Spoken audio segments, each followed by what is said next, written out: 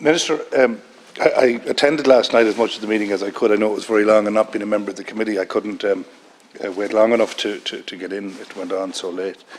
You said it's not the government's preferred option. I appreciate that. You also said that binding contractual arrangements have been entered into.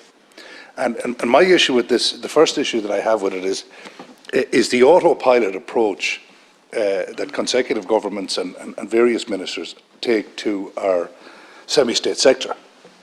That it is a kind of an autopilot. Yeah, they're over there. We'll get the dividend and we'll give you the nod on whatever it is you're looking for in terms of raising money or whatever. And I think that's poor practice.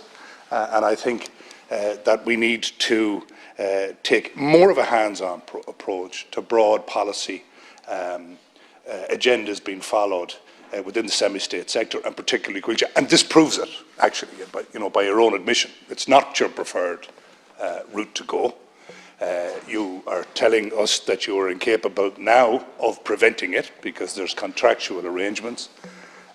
Yesterday evening, I was sitting beside Deputy Michael Collins, and I provided him with a copy of the relevant piece of the 1988 Act, when he said that you did have the power to prevent it, and you kind of frowned at that. And you do, by the way, just to let you know, under Section 38(2) of the Forestry Act 1988, under General Ministerial Powers, that you, in conjunction with the Minister for Finance and other ministers, can very specifically direct. And I would suggest, when it comes to raising capital, most certainly you can. Because in effect here what we will have is potentially a brass plate out here in Merrion Square in front of me with Gresham House on it. And their investors, wherever they'll be in the world, will be the owners of land here. That's where the premium will go. That's where the beneficiaries will be.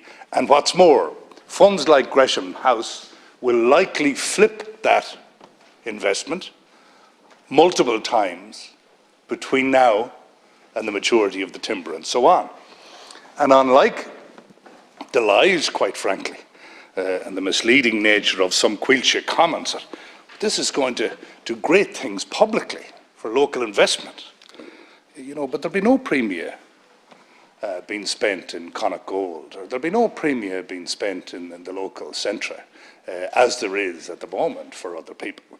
Now, we are powerless to prevent any foreign person effectively buying land in Ireland or doing what they want in Ireland. I mean, the market dictates. But I would suggest that when it's the state-sponsored foreign plantation of our nation, I think the public are entitled to take a view. Look, we don't want to be incentivising this.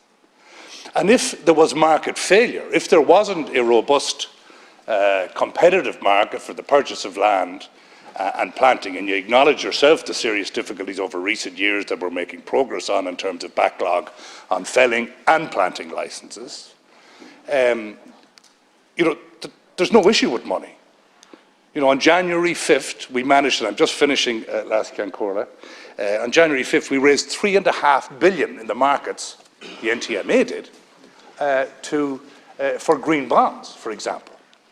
Coillte could have a forestry bond that could raise money directly. The NTMA could have set up a separate special purpose vehicle to invest if they needed money. Indeed, ISIF themselves could have put the money in.